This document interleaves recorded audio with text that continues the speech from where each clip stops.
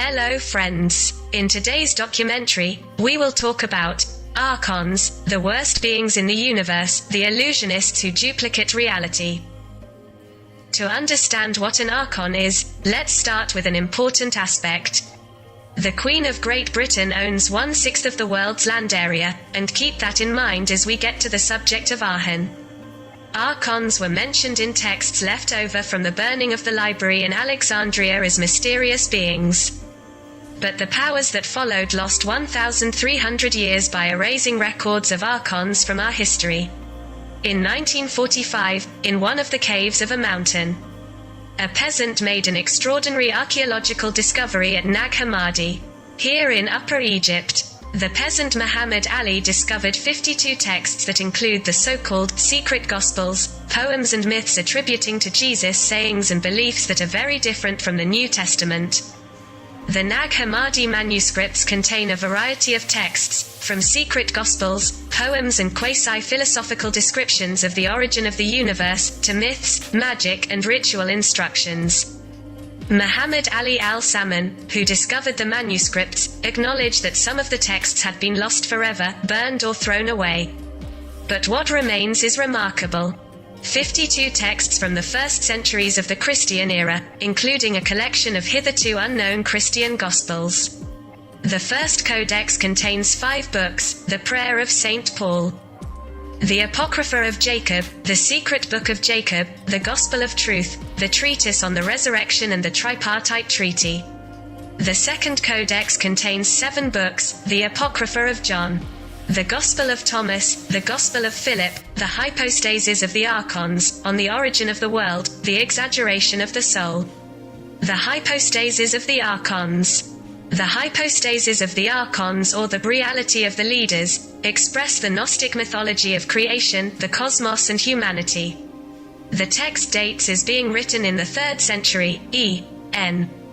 and it is supposed to originate from the transitional period in Gnosticism, the transition from a mythological stage to a philosophical one.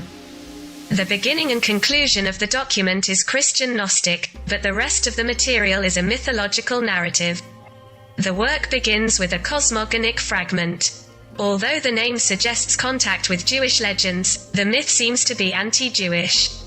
Apart from the first paragraph, the paper does not contain non-Gnostic features. As the original text has not been discovered yet, the only version available today is the one found at Nag Hammadi. The reason why the Nag Hammadi texts, which date back to 2,100 years ago, 100 BC, are important, is that they were not arranged by anyone. The texts were not altered, destroyed or omitted as in the Bible. No one he failed to distort them as he would have liked in reality, to stop the masses from gaining access to knowledge. Fortunately, the documents withstood, were successfully translated, and when they were read by several people resulted in a clear discussion of what the Archons are. These texts were buried in a deep cave in Egypt.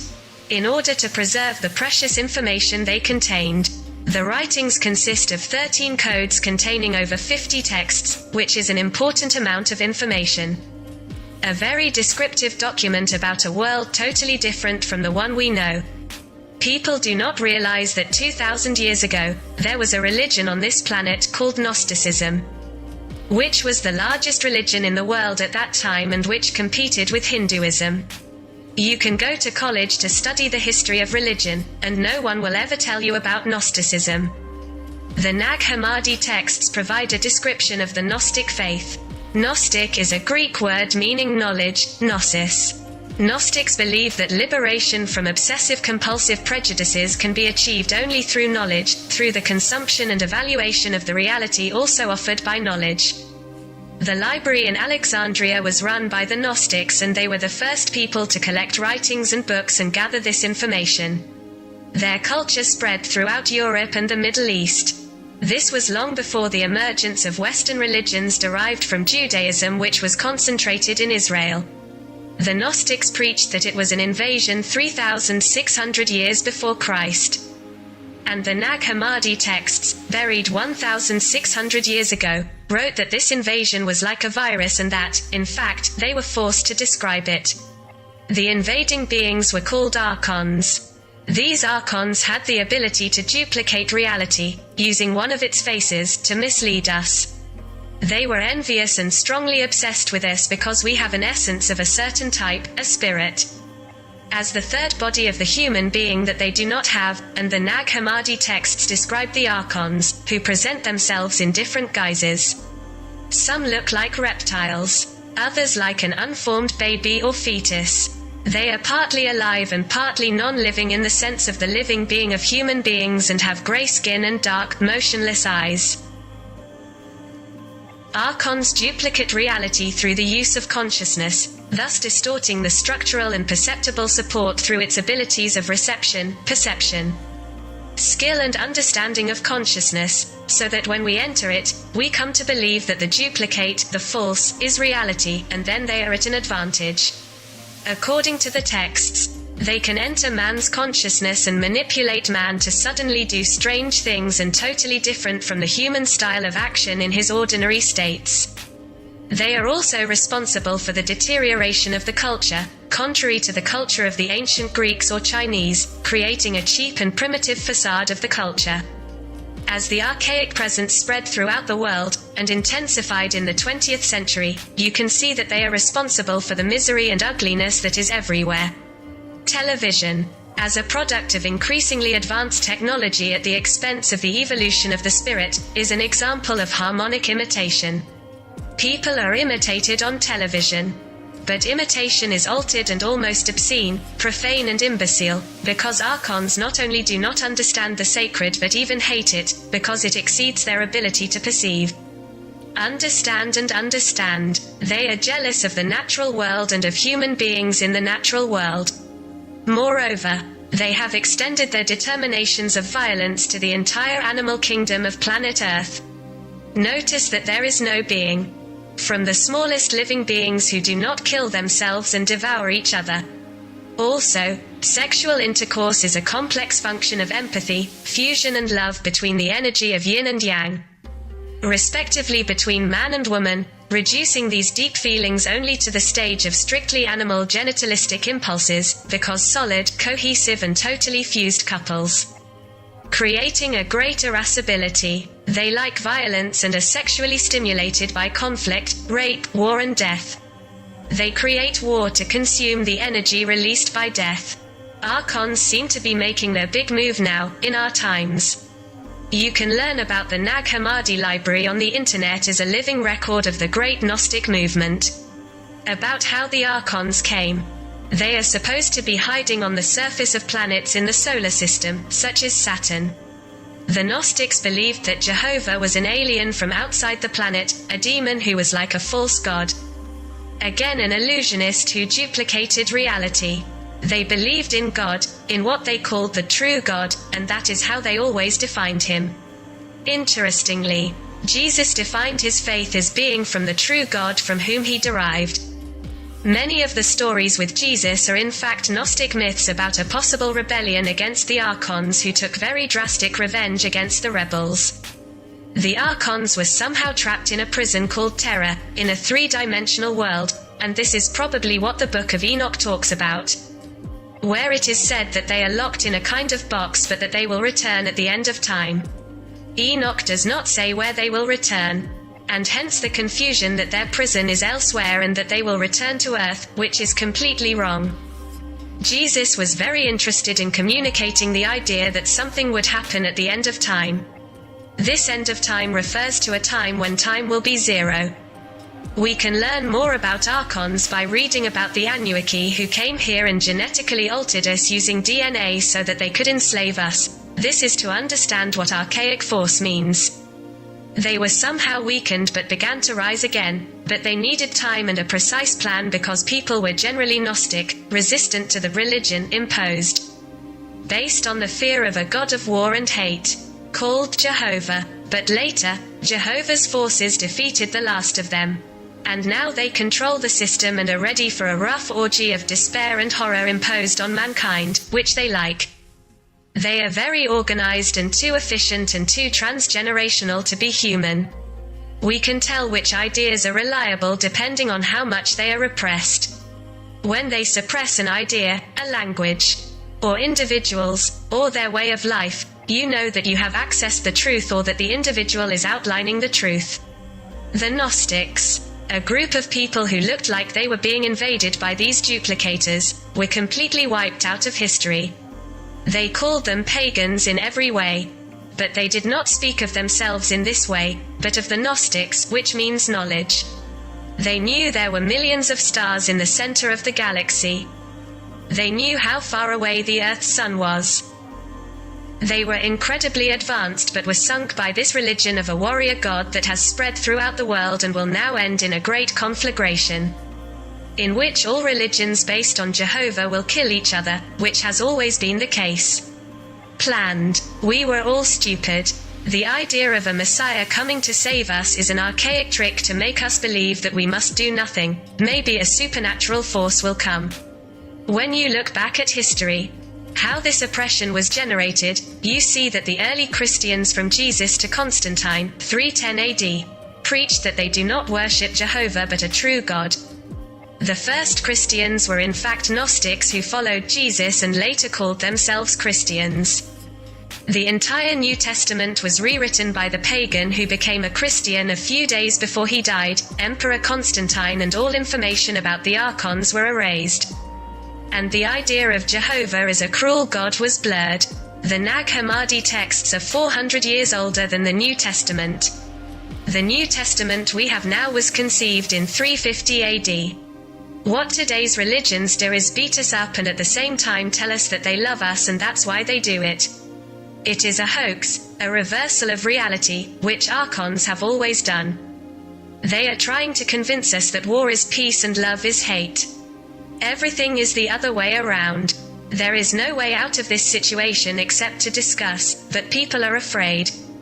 Even cultured people, who know the reality about Archons, are afraid to talk about it in public, because they attract archaic energy just by talking. But in this late phase of the game, we need to start thinking about who is fooling us and why, and study what the ancients had to say about it. So now the Archons are the Talmudic Zionists. They are a part or probably the core. They used Judaism to destroy mankind and hide behind the honest Jewish people. That explains why there is so much tragedy in the world and why so many dead. Why people hate each other and why they kill themselves with fervor beyond imagination.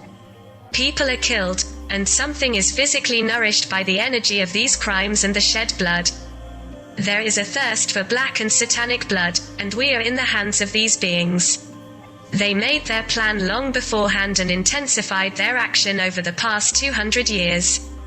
Now they do it openly, imposing tragedy on the stupid and helpless population.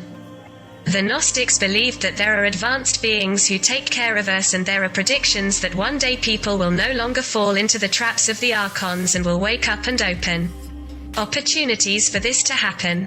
One thing is for sure, Archons hate more than anything, after love, courage. I can't resist courage or a determined fight because my own premises are based on falsehood. Everything is false. And we can demolish history by seeing through lies. Looking out of the box, you can see the illusions of the Archons. Everything they do is false, it is a parasite of others. Those who follow the mad god Jehovah, believing that there is a reward, serve the Archons. Following courage, you can face them. They will try to bring you down, to pull you to the ground. But what frightens them is someone who confronts them because they are cowardly and afraid. They do not believe in life after death, and for them it does not even exist, but only for people who are of divine origin. That's what the Gnostics said, as well as that we are gifted with intelligence, reason, and logic, and that's what makes Archons so envious. Because we have this innate creative intelligence and we can solve any problem. The final test for humanity is to recognize the problem of Archons and seek solutions. The solution to this problem is to love each other unconditionally. Here I recall what Jesus said when he was asked by the Pharisees what the most valuable commandment was. In fact, they were referring to the 10 given by Jehovah to Moses. Jesus answered them in a very surprising way. There are only 2 commandments: love the Lord your God with all your heart, with all your soul, and with all your strength, and with your neighbor as yourself. It should be noted, with great care, that Jesus did not specify a particular God but referred to the God of each one, as each one sees and conceives him. And then, referring to the second commandment, a question may be asked. What is it like to love my neighbor as myself? What did he mean? From Gnostic thinking, it follows that by loving myself, I cannot lie in any form. Therefore, never lie to your neighbor. To the one next to you, any degree of closeness or kinship is between you. That drives the Archons crazy. They can't stand family or man-to-woman love, and that's why they do everything they can to destroy this fusion, because empathy, fusion, and love are the 3 steps to happiness. If you look at the modern lifestyle, you see that it removes any trace of purity, even from children, so that children aged 6 to 7 see on TV things that no human being should see.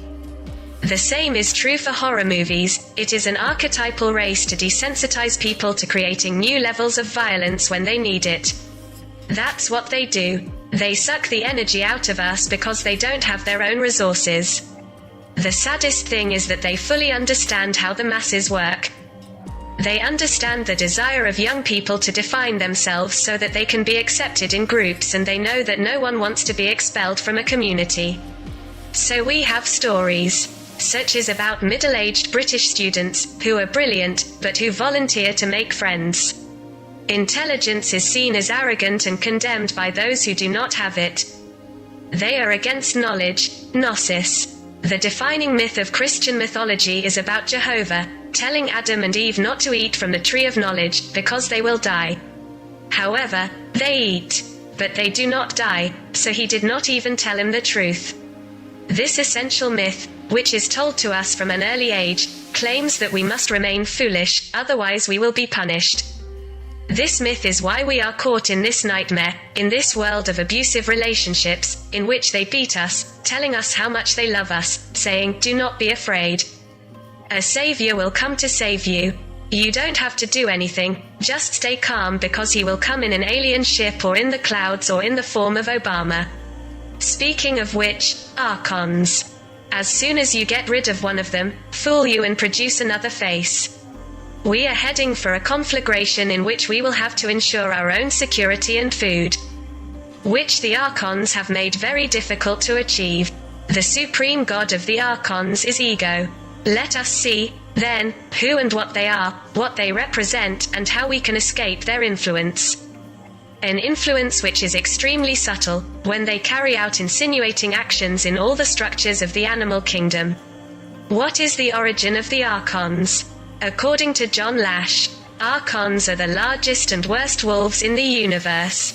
When the divine feminine aspect of the source sent the call of souls to come, to be part of this grandiose experience of ascension, many responded. Not only was there an opportunity to grow rapidly, spiritually, but it was also a chance to be a part of the greatest pattern of biological creation ever created.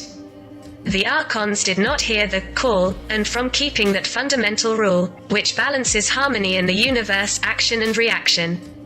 Some souls told them of their plans to incarnate in the densest and most polarized environment created before. Material environment. The Archons did not believe the information received from the souls, because they did not hear the call themselves. They have already exposed their tendencies to greed, domination, and control, which they have pushed far beyond the vibration of the source. The archonic entities became jealous of the decisions of the souls and promised to embark on this path of the mind, which controls the Archon system and which is a cunning and ingenious determination. Once the Archons realized how easy it would be for them to control beings in such a dense environment, they did not want souls to succeed in exiting their system. They realized that they could give them this experience for a very, very long time, and so they could feed on the negative energy, the dense energy created by their control system, following them down in the experiment and giving difficulties, through extreme polarity, to all those who belong to the animal kingdom. When humanity should reach the moment of closing the circle, needing to be pushed to awakening, to step into a higher plane of bioevolution, psycho-spiritual, being that, as I said above, That inexorable law of the universe, action and reaction, cannot be circumvented. The Archons have assumed 800 billion units allocated to nearly 8 billion people on the planet. These units cannot be physically embodied, so they use other beings and beings in the galaxy by controlling the mental field. In order to have a dynamic structure with which to control the population of the animal kingdom, and especially the human. This being the generator of the most complex and strong field of negative energy, which is the food of the Archons. Archons have no human consciousness or emotions. They are parts of a colossal mental being who is a brilliant programmer. This being had the full capacity and ability to go back and forth through temporal realities, to see what choices mankind has to make and to always be one step ahead in order to keep people under control. Now that we are on the brink of collapse and close to a change in human consciousness, we are somewhat concerned about what has happened, is happening, and will continue to be generated. If we understand the phenomenon in all its complexity, we may be able to make conscious decisions to break the schedule and become truly free, and the secret is not difficult to understand and comprehend.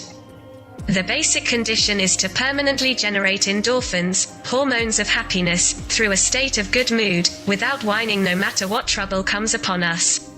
To be constantly happy, to laugh, to sing and to always listen to music of good taste. Let us remember the example of Job in the Bible, who, after losing his wealth and becoming ill with leprosy, piled up a pile of garbage, scratching himself with a shard, in the best of moods, saying, "God has given, God it took.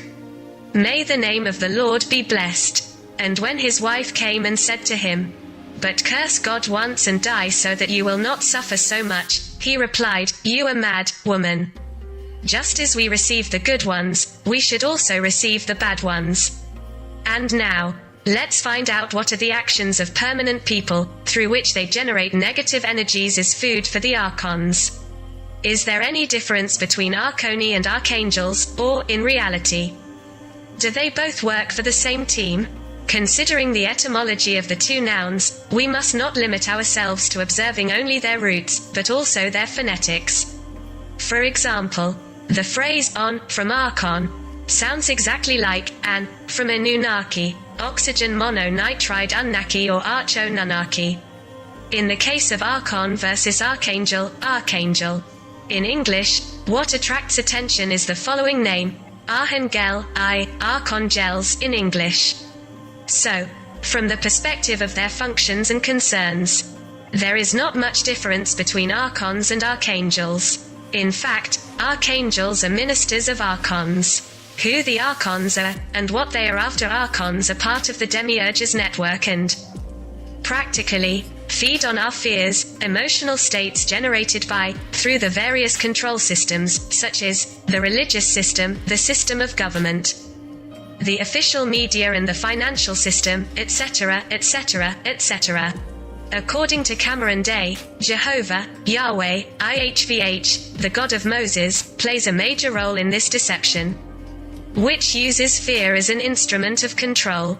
It is noteworthy that Yahweh was thirsty for blood as it results from the Old Testament and gave precise and clear instructions to Moses regarding the sacrifices so that not a drop of blood would be lost. This thirst for blood is bizarre, given that even sacrificed animals and sometimes humans were part of the creative process. What did these sacrifices mean?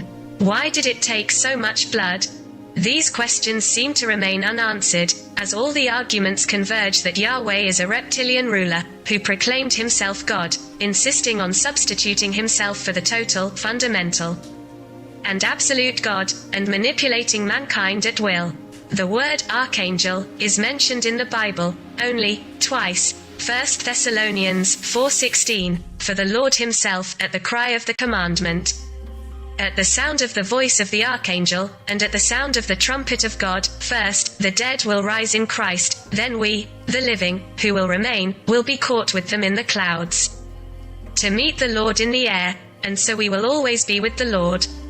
Judas 1-9. But even the archangel Michael, when he rebelled against the devil and quarreled with him for the body of Moses, did not dare to bring a mocking accusation against him, but only said, "The Lord rebuke you."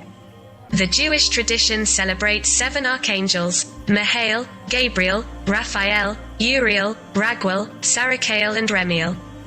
New Age followers believe that certain archangels control celestial bodies, as follows: Michael, the Sun; Raphael, Mercury; Uriel, Venus; Melchizedek, the Earth; Gabriel, Luna; Samuel, Mars; Zadkiel, Jupiter; Japhiel, Saturn. Many people have channeled the messages of the archangels without realizing that they are being deceived by these incurable liars. Message after message. It can be seen that fragments of truth are being transmitted to the sewers, only to be convinced that the respective, heed the contact of each one, is part of the good ones. The transmissions are real, the content of the messages seems to be uplifting, while the only thing they deliver is usually a big fake.